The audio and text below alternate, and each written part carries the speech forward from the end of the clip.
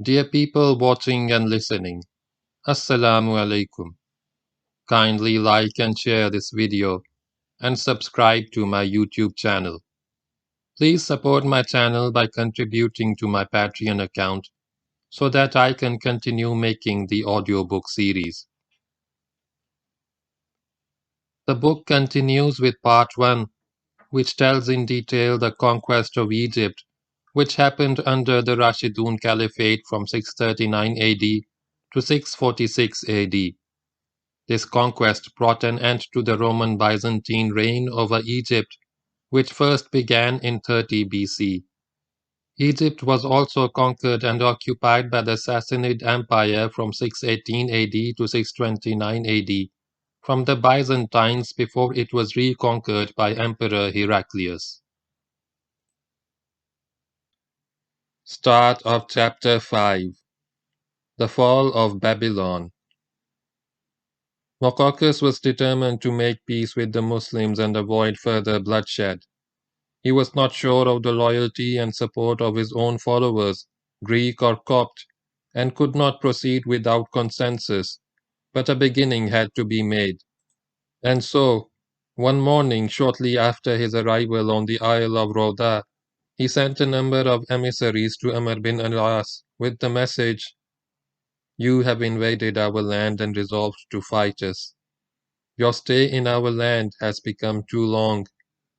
But you are only a group and the Romans overshadow you. They are preparing for you with vast numbers and weapons, and the Nile has surrounded you so that you are prisoners in our hands. Send to us men from among yourselves so that we may hear what they say. Perhaps the matter between us can be settled in a way which you like and we like, and this was ended before the Romans empower you. Then talk will be of no use. So send men from among your comrades whom we can tell what we are willing to agree upon." Having sent off the emissaries, Maqauqas sat back to await the Muslim reply. The hours passed, the evening, and there was no sign of the Coptic envoys. Maqauqas was deeply worried at their absence and unable to understand why they should take so long. The night passed, and there was still no sign of the Copts. Maqauqas counted the hours with growing impatience. The sun set on the second day, and the viceroy was beside himself with worry, fearing for their lives. A sleepless Maqauqas spent the next night keeping a vigil for his faithful emissaries. In the morning they gave him the same message. There was no sign of the copts he had sent to the Muslim camp. He turned to some officials who stood behind him and said, "Do you think they kill envoys? Or imprison them? Do you think this is permitted in their religion?" And then suddenly his envoys turned up.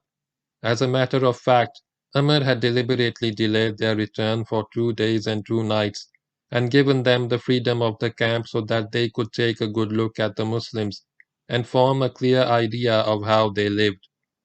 And on return, they would no doubt pass this on to their comrades. Then he had returned them to Maqauqas, and along with them he sent his own envoys with the message, "There can be nothing between us except one of the three conditions. You enter Islam and become our brothers, and you will have what we have. Or you pay the jizya, and you will be subservient to us. Or we will fight you relentlessly until Allah decides between us, and He is the best of judges." The jizya was a tax imposed upon non-Muslims in return for a guarantee of protection against their enemies and exception from military service. The amount of jizya paid was usually a nominal one. The Muslim envoys delivered the message of their chief, which was in the nature of an ultimatum, and walked away. The archbishop was saddened by the message. He had hoped for gentler terms or at least a discussion. He turned pensively to his own emissaries, who had returned from the Muslim camp, and asked them how they had found the Muslims. The Copts replied, "We found a people to each of whom death is dearer than life, and humility dearer than price." None of them has a desire or greed for this world. Their couch is the earth, they eat sitting upon their heels, and their commander is just like one of them. You cannot tell their high from their low, or their master from their slaves. And when it is time for prayer, not a single one holds back, but they wash their limbs and prostrate themselves in prayer. Upon hearing this, Maqauqas exclaimed, "By him in whose name I swear, if these people were to advance against a mountain, they would move it. None is capable of fighting them. And if we are unable to wrest a peace from them today when they are imprisoned by the Nile, they will not respond to us after this day when the earth is open to them, and they can come out of their confined position." The reference to the Muslim confinement by the Nile was to the flood which, rising to its highest level in August-September, restricts movement. More will be said about this flood in a later chapter. Maqauqas made one more request for envoys with whom he could discuss terms. This time Amr, feeling that sufficient time had been allowed for the impact of what the Egyptian emissaries had seen in the Muslim camp, sent a delegation of 10 men led by Ubadah bin as-Samit, the equal of 1,000. We are told that each of the 10 Muslims selected by Amr was 10 handspans tall. This must be an exaggeration, because taking an average handspan to be 8 or 9 inches, these men must have been about 7 feet tall, give or take a few inches. We can be sure, however, that they were all very tall, picked by Amr for their imposing appearance, and among these tall men, Ubadah bin as-Samit was the tallest. He was big and black. He was not a Negro, he was just black.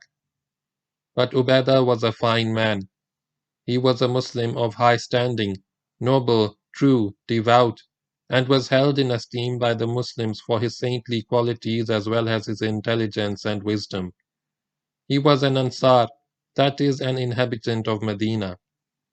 In fact, he was one of the 12 men of Medina who had first met and invited Prophet Muhammad sallallahu alaihi wasallam to come and make Medina his home at a time when the infidels of Mecca had made life intolerable for him, and Ubadah had the distinction of having fought at Badr, the first battle of Islam. His frightening exterior belied the man within, though not his strength and prowess as a fighter.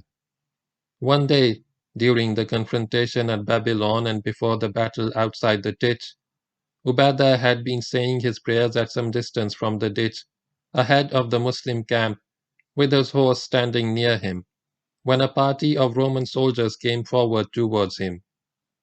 They wore their armor and various fineries with which the imperial soldiers adorned themselves.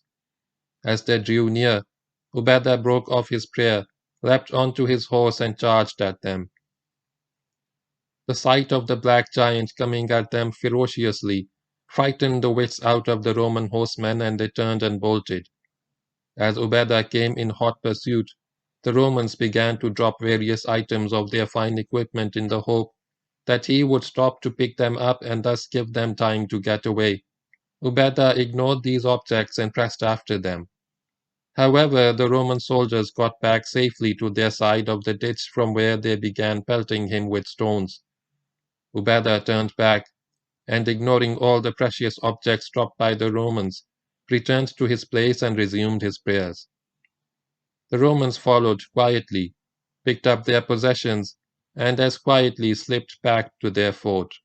This was the man, the equal of 1,000, sent by amrbinalaas as head of the Muslim delegation to hold talks with Maqauqas. Amr instructed him to accept nothing from the Egyptians but one of the 3 usual conditions: Islam, the jizya, or the sword. The Muslim delegates entered the presence of Maqauqas, led by Ubadah. The sight of Ubadah had a terrible effect on Maqauqas. Thoroughly frightened, he blurted out, "Take this black one away from me, and let another come forward to speak with me." The comrades of Ubadah replied, "This black one is the first among us in wisdom and knowledge. He is the best of us, and he is our leader. We will act according to his opinion and his words. Our commander has given him instructions and ordered us not to dispute his judgment or his words. But how did you agree to this black one being your leader? Maqauqas asked the delegates. He should not be one of you. Nay, even he is black, as you see, replied the delegates. He is the best of us in position and in faith and in judgment and wisdom. Among us there is nothing wrong with being black. Maqauqas then turned to Ubadah reluctantly and said, Then advance, O black one, but speak with me gently, for I fear your blackness. If your speech be harsh, my fright will increase. Ubadah advanced towards the patriarch, stopped a few paces from him, and began, I have heard what you said. Lo, among the comrades I have left behind, there are 1,000 black ones who are blacker and more fearsome to look at than I. If you could see them, you would be more afraid of them than you are of me. My youth has passed, but even so, praise be to Allah, I can strike fear in 100 of the enemy if they advance upon me all together, and the same goes for my comrades. This is so because our zeal and steadfastness in the holy war are for Allah and in seeking His pleasure. Our war against our enemies, who fight Allah, is not for the things of this world, or for an increase in wealth, except that Allah has made lawful for us what we take in battle. It matters not whether one of us possesses a heap of gold or nothing more than 1 dirham. The limit of his need is food to appease his hunger and a cloak to wrap himself. So have we been ordered by our Lord and by our Prophet. When Ubadah had finished speaking, Maqauqas turned to his officials and priests and said, Have you ever heard such words as this man has spoken? I had feared his appearance, but his words frightened me even more than his looks. Surely God has sent him and his comrades for the destruction of the earth. I see their power overwhelming the entire world. Maqauqas then turned to Ubadah. O virtuous man, I have heard what you had to say. By my faith, you have got where you have got and gained your victories over your enemies only because of their love of this world. But from the nations of Rome are coming to fight you numbers that cannot be counted, men known for their courage and strength. We know that you cannot fight them because of your paucity of numbers. You have stood against us for some months, and you are in a distressing situation. We are inclined to be kind to you because of your weakness and poverty, and we would be glad to make peace with you. We will give each one of you 2 dinars, and to your commander 100 dinars, and to your caliph 1,000 dinars. Take them and go back to your land before you are overwhelmed by a force which you do not have the strength to oppose. The Egyptians were making the same mistake as he had been by the Romans and the Persians before them, of regarding these Arabs as the Arabs of the ignorance, which was the name by which the pre-Islamic era in Arabia was known. Then the Arabians had been a wretched people, known for their discord, their backwardness and their poverty. But the ignorance was over, its darkness banished by the bright light of Islam, and these Arabs who went to fight the holy war beyond their desert frontiers were a new breed of men, strengthened and purified by the new faith. They had shed their sloth and their vices and acquired a new set of values from the word of God and the teachings of Muhammad sallallahu alaihi wasallam, the last apostle of God to mankind. These men regarded it as their bounden duty to carry the torch of Islam to every corner of the earth. They were not men who could be frightened or bought with gold. Ubadah remained unmoved. O you, he said, showing scant respect for the viceroy of Egypt, do not deceive yourself and your comrades.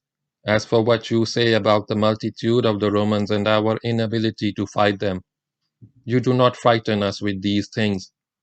If what you say be true, then by Allah, it makes us even more eager to fight them.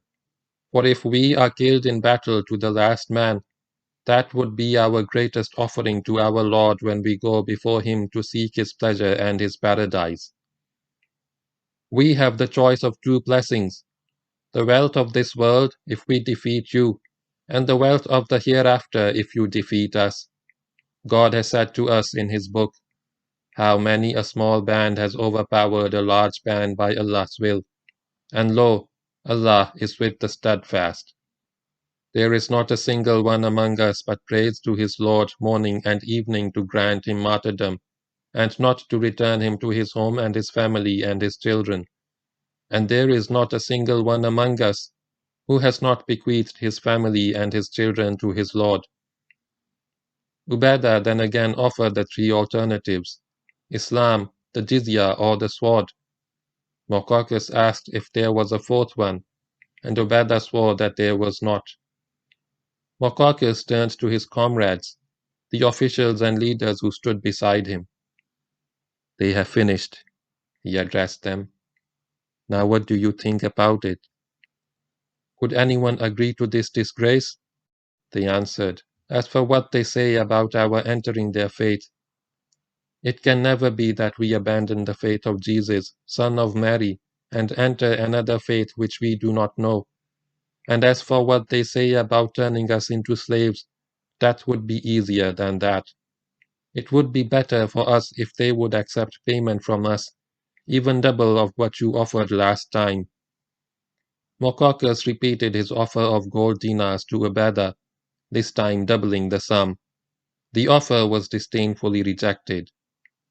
Maqauqas then made one more attempt to talk his comrades into accepting Muslim terms. Take my advice, he said, and accept one of the three conditions of the enemy. By God, you do not have the power to resist them. If you do not accept their conditions willingly now, you will shortly have to accept worse conditions unwillingly. Which of their conditions should we accept? They asked. Maqauqas replied, As for entering their religion, I do not recommend it to you. As for fighting them, I know that you are not capable of doing so and cannot match their steadfastness. That leaves the third, from which you cannot escape. This was the jizya, which involved being subservient to the Muslim power, a subservience of which the Copts were taking an exaggerated view, that it was tantamount to slavery, which in fact it was not. Are we to be their slaves forever? The Egyptians asked. Yes, replied the patriarch. To be their slaves but masters of your land, safe in your persons and your goods and your families is better for you than to die to the last man, or become slaves who can be bought and sold anywhere in the land, you and your wives and your children. The Egyptians were adamant in their refusal. That would be easier for us, they asserted. There was nothing more to be said. The two sides had agreed to nothing. The gulf between them remained as wide as before. The Muslim envoys, led by Ubadah bin as-Samit, left the Isle of Rhoda. Soon after their departure, the bridge which connected the island with Babylon was dismantled. Hereafter, passage between the two banks of the river would be by boat. Amr was not convinced that he had seen the last of the talks. After the failure of the meeting on the Isle of Rhoda, he felt that one more effort should be made at persuading the Romans and the Copts to give in to Muslim demands. That would also solve the problem of having to capture a virtually unassailable fortress. With this in view, he asked for a personal meeting with the Roman commander at Babylon, Augustus the obnoxious snake. And the time was fixed for Amr to go into the fort and meet the Roman general at his headquarters. This visit to the fort would also enable the Muslim commander to see for himself the mood of the Roman commander and his officers. Amr went in with a few Muslims. We do not know what was said and heard at the meeting. The Muslim stand was a rigid one, 3 conditions, and that did not allow any flexibility in bargaining. But knowing Amr, he would probably use his eloquence or try to frighten his opponent with the dire consequences of further resistance to the Muslims. His efforts, however, did not meet with success. He got up to go and said to Theodorus, "I will go and take counsel with my officers." Unknown to Amr, the Roman general had sent orders to the commander of the guard at the gate through which Amr entered and would depart, that when the Muslim general passed through the gate on his way out, he should throw a large boulder on top of him from the roof of the gate and kill him. By killing the Muslim commander-in-chief, the obnoxious snake, obviously well named, hoped to weaken the resolve of the Muslim army and reduce its effectiveness in battle. And in this he was undoubtedly right. As his parting words, he said to Amr, "You have entered. Now see how you get out." He was a fool to say this, and to a man like Amr, who was known as the shrewdest of the Quraysh, who openly boasted about his being undeceivable. Amr had gone only a few steps when it flashed across his mind that he would be killed on his way out. It would be a heinous act, the killing of a helpless opposing commander in your own camp when he has come for talks with your agreement, but it was obviously going to be done. Amr turned back to Theodorus and with a look of perfect innocence said, "I would like to bring some of my colleagues to hear from you what I have heard." Theodorus took the bait. The thought of laying his hands on the Muslim commander along with many of his generals, and having the whole lot killed without the risk of battle seemed marvelous to his perfidious mind. It was obviously much better than killing just the chief.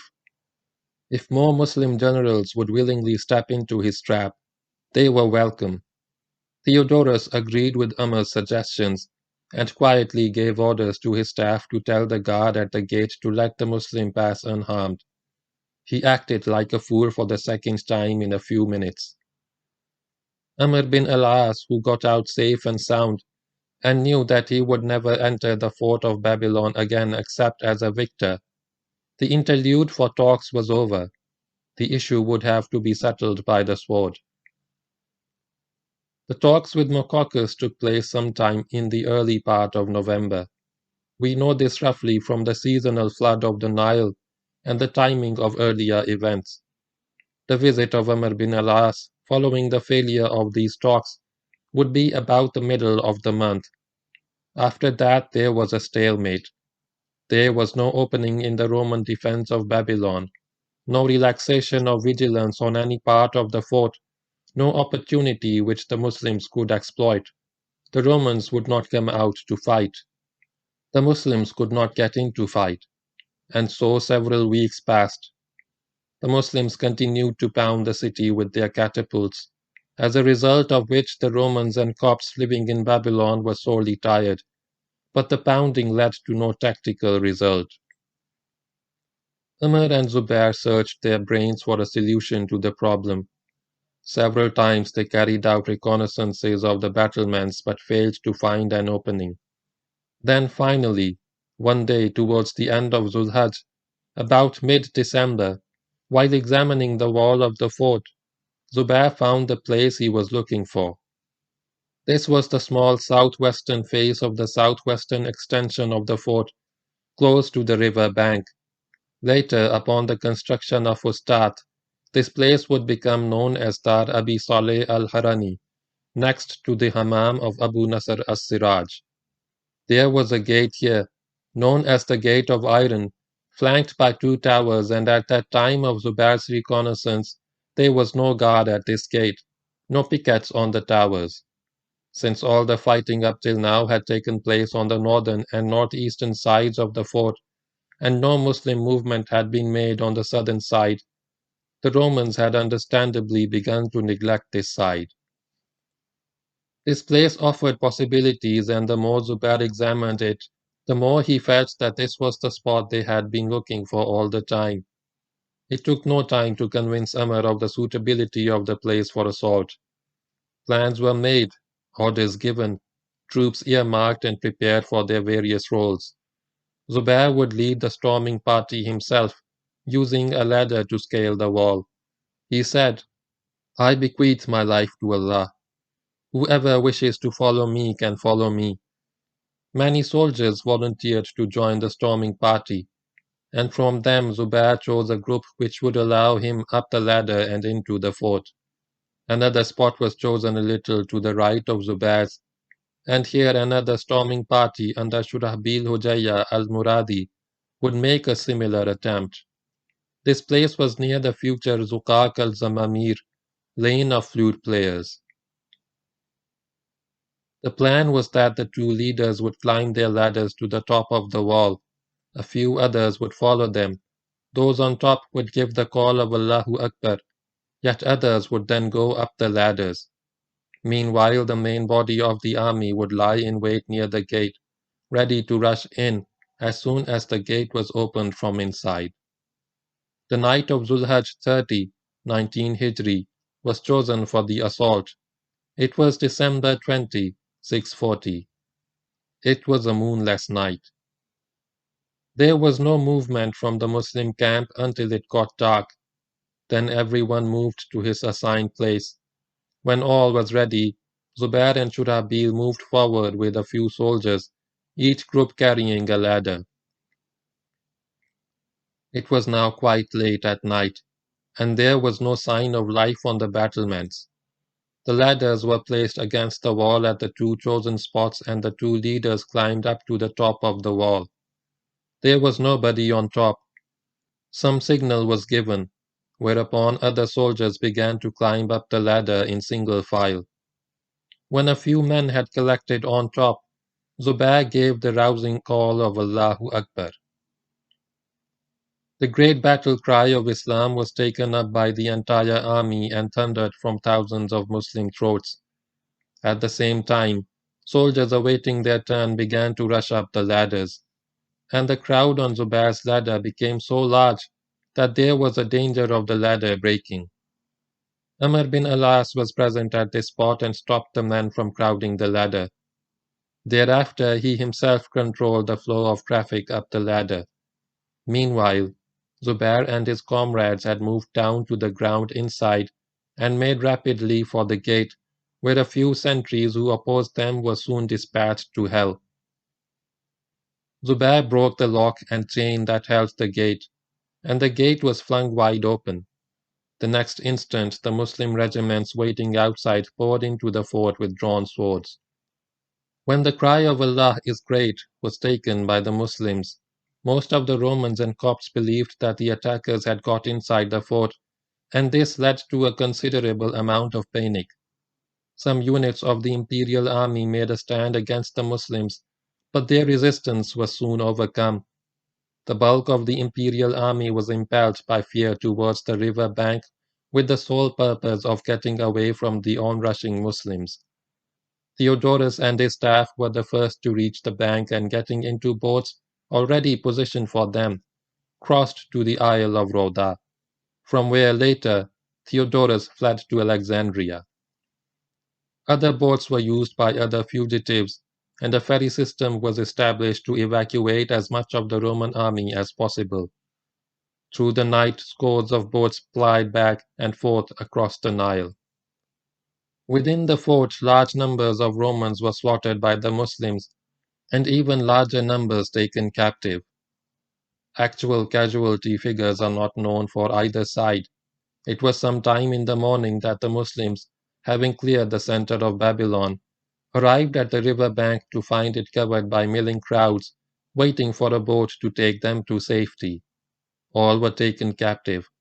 Amr wanted to pursue the fugitive soldiers and finish them off before they could recover their breath and their courage. But there were no boats on the bank and the flood was still at a considerable height. In fact, the Muslims felt as though they were surrounded by water. This was as far as they could go. The Battle of Babylon was over. The morning of the victory was Muharram 1, 20 Hijri, December 21, 640. At the end of the battle, the strength of the Muslim army was 12,300. They buried their martyrs at the foot of the wall of the fort. It only remains to mention in the account of this battle an altercation which took place between Zubair and Shurahbil, the other man to lead the assault beside Zubair.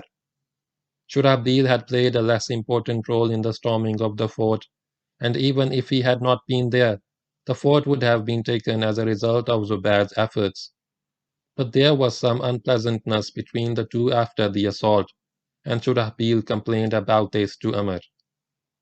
Although Amr was the commander of the Muslim forces in Egypt and Zubair served at least technically under him, he was not about to take liberties with Zubair, who had a much higher place as a Muslim and a companion. He was tough too, so Amr refused to burn his fingers and threw the problem back at Shurahbil by saying, "Take over command from him if you wish." It appears that Shurahbil did nothing further in the matter, no doubt sharing Amr's opinion that Zubair was not a man to be crossed. But later Amr mentioned to Zubair in a casual manner the complaint of Shurahbil, and what he, Amr, had said to him, Shurahbil, about taking over command from him, Zubair. Thereupon Zubair exploded. "Is this worm from the worms of the Yemen going to take over command from me?" The very next day, maqauqas sued for peace and asked to see the Muslim commander. When Amr mentioned this to his officers, he found that they were all averse to peace, because having more or less broken the Roman power in this region, they would gain more in the way of booty and slaves if the state of war continued. Amr had to fall back upon the orders of the Caliph regarding the acceptance of peace on the offer of the jizya, before his companions reluctantly agreed to peace. Amr and maqauqas met soon after this in Babylon and decided the terms of surrender. A treaty was drawn up and signed by the two leaders. Its terms were: A. The treaty would apply to all Egypt. The entire country would submit to the Muslim power. B. All adult male Copts would pay the jizya at 2 gold dinars per head per annum.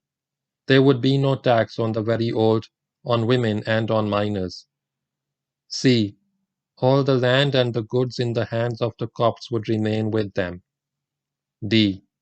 Whenever Muslims stopped at a town or village of Copts, while journeying between cities and camps, they would enjoy the hospitality of the local inhabitants for 3 days. E. No Copts would be taken as captives, that is, no slavery for the Copts. F. The Romans would elect to accept these terms and would then be permitted to remain in Egypt. Those who did not accept the terms were free to depart. The decision in their case would pant while maqauqas wrote to Emperor Heraclius and obtained his agreement.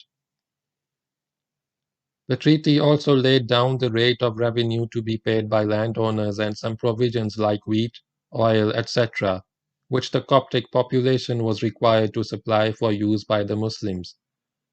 Altogether, the adult male Coptic population of Egypt upon which the jizya was imposed was 6 million, giving the Muslims an annual income from the jizya alone of 12 million dinars. The treaty was written by Amr's slave, Wardan, a Greek who had been captured in Palestine and was now a devout Muslim with the Arab name of Abu Ubaid, and was witnessed by Zubair and Amr's two sons, Abdullah and Muhammad. With the signing of the treaty, all Egypt came under Muslim control, unless Heraclius should choose to repudiate the agreement made by his viceroy. In that case, the Muslims would find themselves in possession only of the city complex of Memphis and the area stretching northeast of it to Farma and Arish. If they wanted more of Egypt, they would have to fight for it. Within Babylon itself, there was an immediate return to peace. The gates were opened, the Muslims could go in and the Romans could come out. This led to a certain degree of fraternization between the two sides, as usually happens at the end of a war, and the Romans invited a Muslim delegation to dinner. Amr took about a dozen Muslims with him, picking the more well-bred ones and seeing that they were finely dressed, and went into the fort. It was a superb dinner and they ate well. When the meal was over, Amr asked his hosts how much they had spent on it, and they gave the amount expanded as 20,000 dinars. Appalled at such extravagance, Amr declared, "We do not need such food. After this time, give us 20,000 dinars." The next day Amr wished to return their hospitality and invited a delegation of Romans to dinner in the Muslim camp. According to Amr's orders, the only dish to be served at the party was a kind of thick stew or broth with chunks of bread and hunks of meat. A few Arab soldiers, simply dressed, would sit interspersed among the Romans and share the meal with them. The soldiers picked for the purpose were the real simple, rough Bedouins. The Roman delegation came with pomp and ceremony. Knowing the ways of the Arabs, they brought their own chairs with brocade-covered seats. They were placed around the dishes in a circle with an equal number of Arabs, an Arab between every two Romans but sitting on the ground. As the meal began, the Arabs started eating with gusto, quite unceremoniously, taking big chunks of meat from the pots with their hands, tearing the meat with their teeth, and spattering the Romans with the broth. Whether this was a natural performance or a put-up show, we do not know, but the Romans found it most distasteful. They turned to Amr. "Where are those who came to eat with us earlier?" Amr replied, "They were men of counsel. These are men of war." End of chapter 5.